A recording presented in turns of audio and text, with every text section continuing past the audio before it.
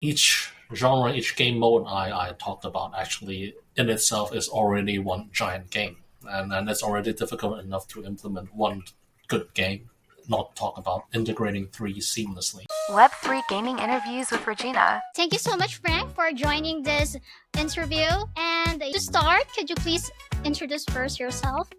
Hi, a pleasure, Regina. My name is Frank, and I am the founder of Apeiron and ANIMA. Our company is based in Hong Kong with over 60 developers here who've been working for over 9 years now to develop Apeiron. A bit about myself is that, before all this, I was a management consultant, and then I was a private equity investor for around 10 years. But I'm a very avid gamer. I love playing games all my life, and it's always been my dream to develop my own game. And so after 10 years of working in jobs that are pretty typical, I decided to pursue my own interests and found this company. And after 9 years, here I am.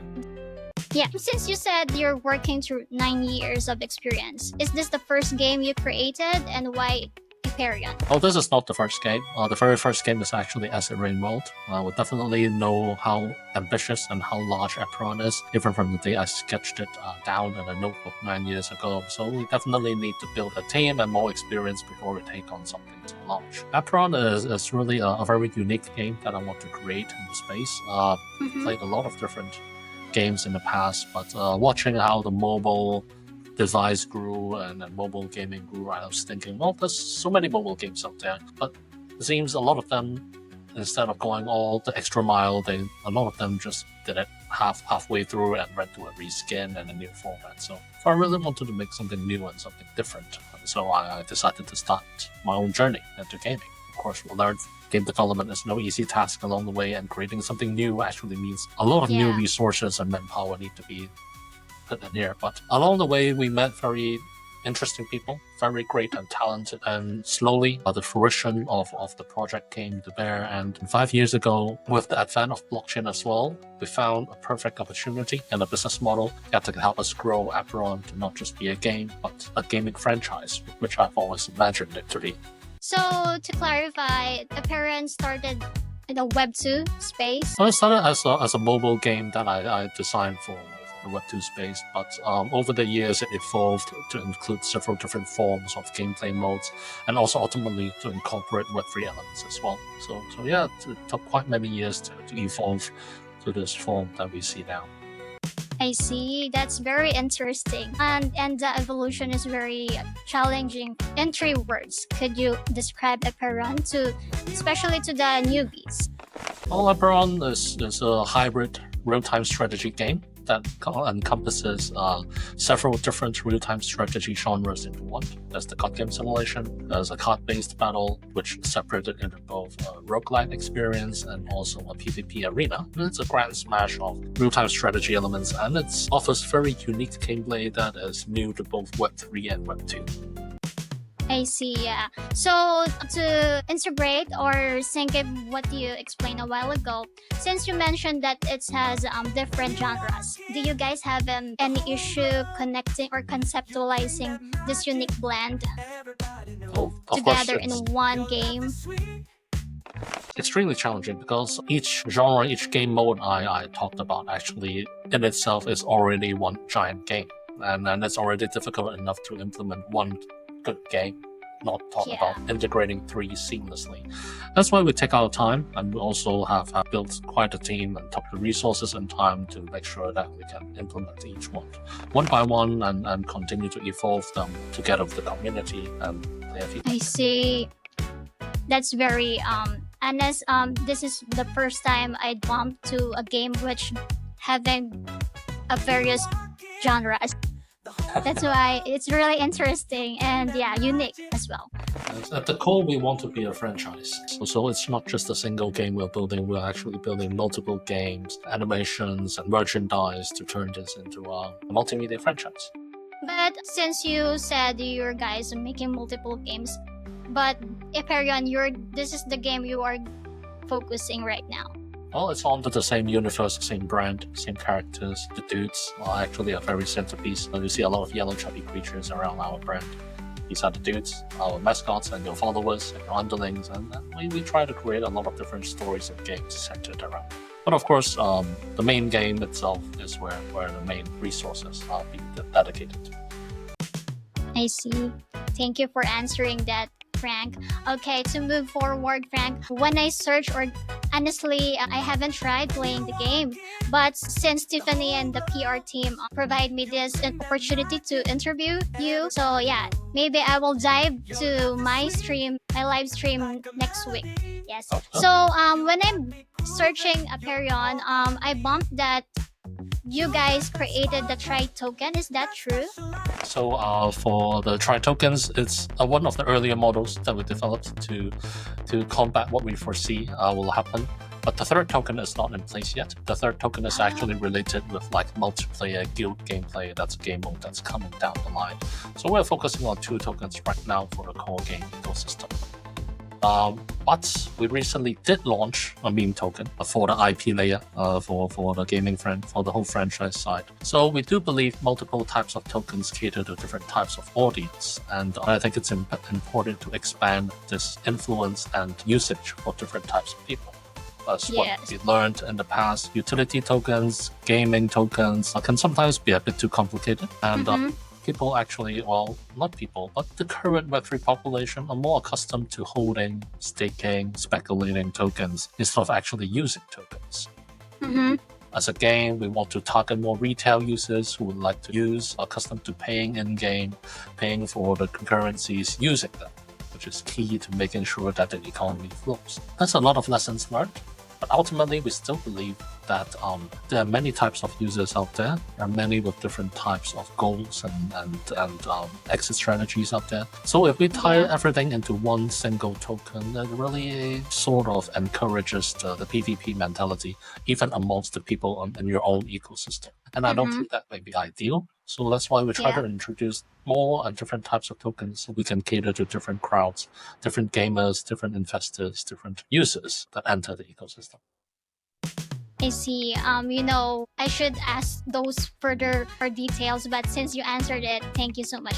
So maybe I'll ask you, what are those networks you choose with this dual token system? Well, our core Apeiron ecosystem is on the Ronin chain. We were originally on Polygon, but we decided to migrate to Ronin because we wanted to find a more dedicated gaming chain where there are more gamers prevalent. It was very helpful, and it has certainly helped gain our initial audience, leading to the token launch and the game launch day after. As with all chains, there's a very core and loyal crowd. So either we have to rely on the chain to evolve, or we also have to seek attention from crowds beyond the chain. That's also one of the reasons why with the new meme token, we're going on a different chain, such as BNB chain, to target different crowds that are not just entirely game-centered. From there, we try to seek to attract different traditions, and if those who do enjoy the Apeiron IP want to discover more, then they can discover more on the Ronin side, where our utility layer is. It's all an experiment. Not saying the tri-token model is working right now. I don't think a lot of game tokens are working right now, frankly. And there's a lot of work that needs to be done in order to make sure that the gaming narrative can. I see. Thank you so much for those very insightful information. The 2 tokens that went live on Ronin is APRS, and ANIMA, ANIMA. It's sort of our take on AXS and SLP from Axie Infinity. So one is a governance token with all the core ecosystem use, and the other is more a game token that can be created by winning games in Apeiron, as long as you hold NFTs and everything.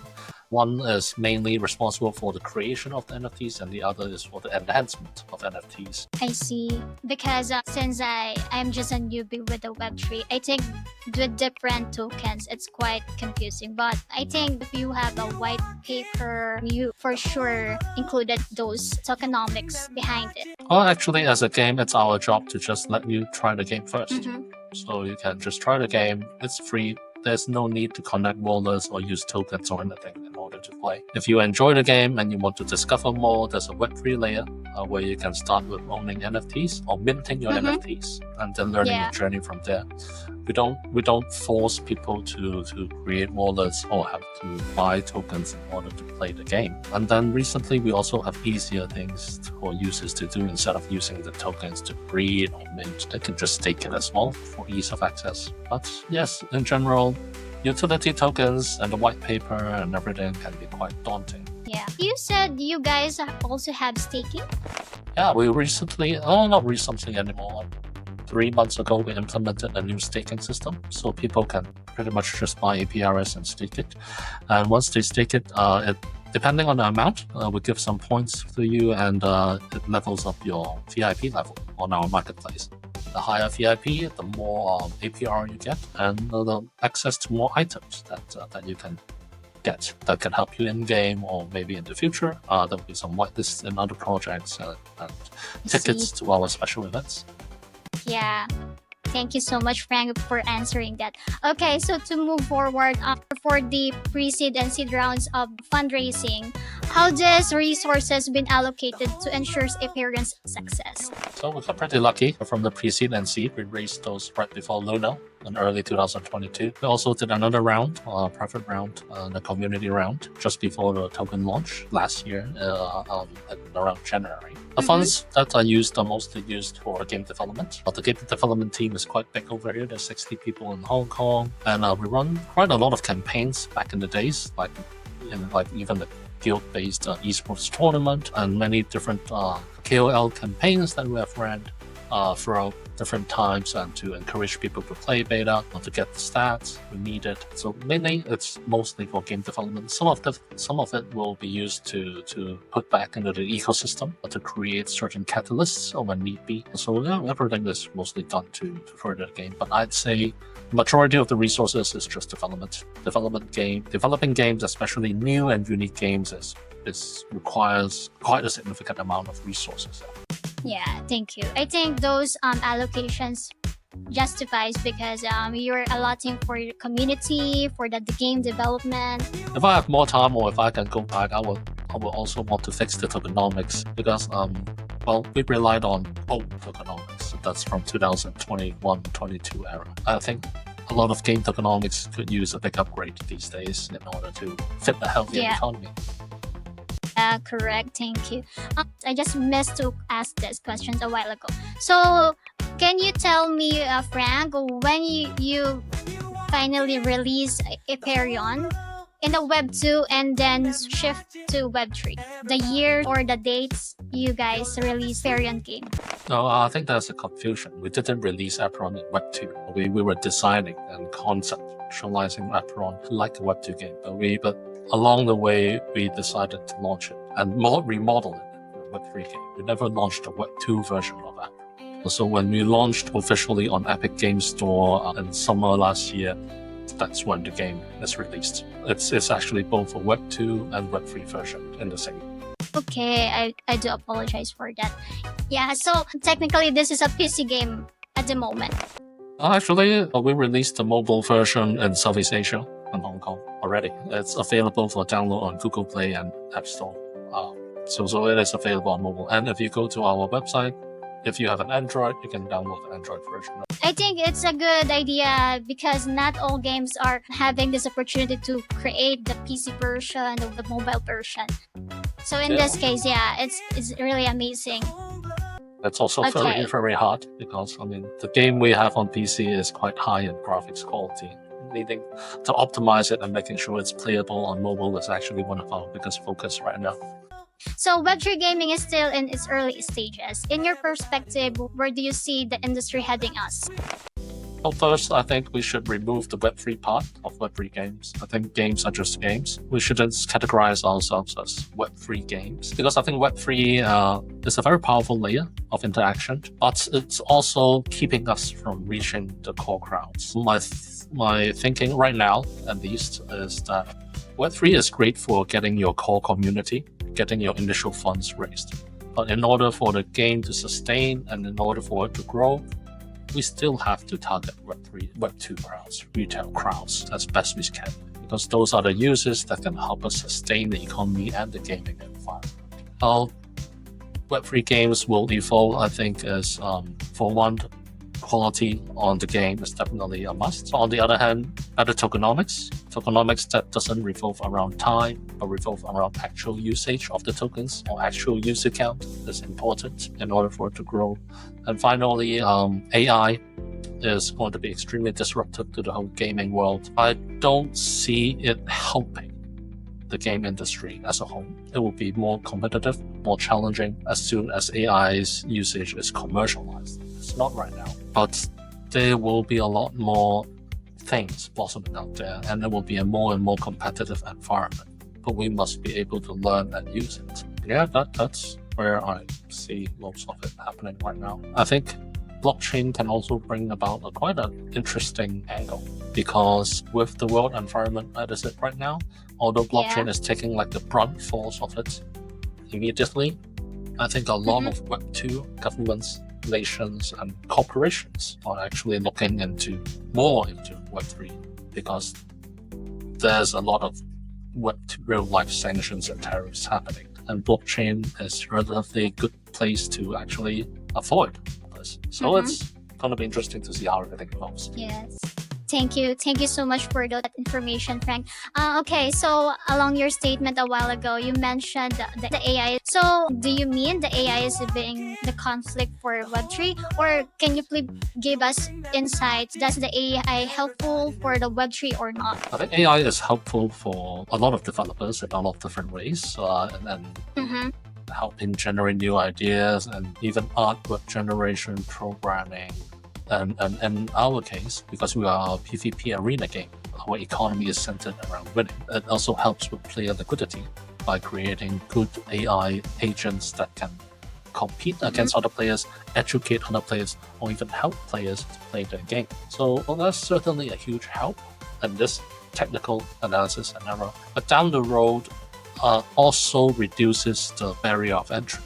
There'll be more people able to create games. There'll be a lot of wide array of games, and gamers will be exposed to many types of new games, meaning it will be harder and harder to compete for attention and retention, especially for smaller indie games. So it will be a rougher environment, definitely in the mid-run. And then there'll be a huge blossom of AI games. But then ultimately, yes, people will get fatigued and they will look for more quality games in between. And it's up to the game developers to always try to stay ahead. This is how the industry has always evolved. Thank you for that interesting insights, because every time I'm asked founders, I just out different feedbacks, insights, or point of views. But yeah, your point of view is also good. Thank you so much for sharing it to us. Can you please also share, Frank, the upcoming features or expansions that your players can anticipate with Apeiron? Yeah, well, the features are two sides right now. For one, our recent expeditions, our staking system has been reopened, and we're partnering with other Ronin games such as Wild Forest, our first collab, to create a more interconnectedness with others. There's also some new features coming up to add more utility in the main game. But I think one of the bigger things out there is the brand, the IP, Duty Pals right now. It's actually not just a meme, not just an onboarding layer. We hit quite a lot of stuff behind it, and we will be revealing it soon. It's the onboarding layer of Apeiron. Apeiron is a mid-core game. Some actually call it a hardcore game. And it's quite hard for general users to approach. But with this new layer, this IP layer, we are actually introducing new products that are targeted towards much more general masses, and it will create quite a different vibe from what we see. And I'm very excited to show everyone what this side of Apeiron also entails, and how both sides form a full circle to bring up the Apeiron franchise. Thank you. Also, let me go back to the token system. So, since I already interviewed you, could you please as a hint of what's this next network you guys will be launching into the system? But if it's the third token, it will definitely be on Ronin. Well, maybe it depends, but Ronin is the core chain that we were on. So if we launch a third token, it will be on Ronin too, because the third token is actually also a gaming-related token. But right now, Apeiron is more like a single player, and even in PvP, it's a one-on-one experience. But ultimately, what we envision is actually a lot of multiplayer interaction and giant guilds fighting each other across the stars. So that multiplayer segment of the game will be revolving around the third token, which is more like the guild token and the most valuable token in the ecosystem, because it would be one of the most challenging tokens to obtain out there. Okay, so next is, where can the audience follow your project and stay updated? Could you please share? To stay updated, just follow Apeiron NFT's Twitter account and you get the latest gaming utility layer updates. If you want to get on the more easier side and lighter side of things, you can follow Duty Pals, which is our onboarding IP layer. There's going to be some important news coming out over that side very soon. Just need to wait out this week because this week is extremely bloody. So we want to make sure that that we are ready to announce all the new things that we prepared. Okay, yes, definitely. Okay, Frank, we're almost over. Do you have any final message to your community, to the players haven't played Apeiron and the Web3 developers, if ever they want to join the craze or create the game under Web3? Well, first off, for new users, I would highly suggest you guys to give our game a try. It's available on Epic Game Store. It's quite challenging, but we've received quite good feedback from it, and every feedback helps. On the other side, if you're on the lookout for something new and unique, check out Duty Pals. There's something very new coming up. And then for the Web3 users out there, well, usually in these times, very, very bloody times, I would recommend everyone to touch some grass. Try to avoid making any rushed decisions. It's never good to make any decisions when the market is super red. And then finally, for Web3 developers, there are two things that's very important. Timing.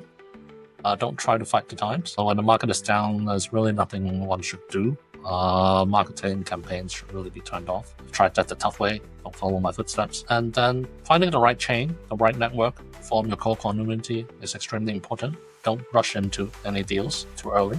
Build out your core products and your crowds, and find the right channels and find the right network that can really support you. And good luck out. I think those are very helpful, and yeah, honestly, I'm one of the new gamers, or the noob from Web3 game. Then when I heard the features, the genres, I'm very excited to play the game. That's why, yeah, definitely I will stream this next week on my Twitch account. Thank you so much, Frank. That's it for today. Bye. Thank you.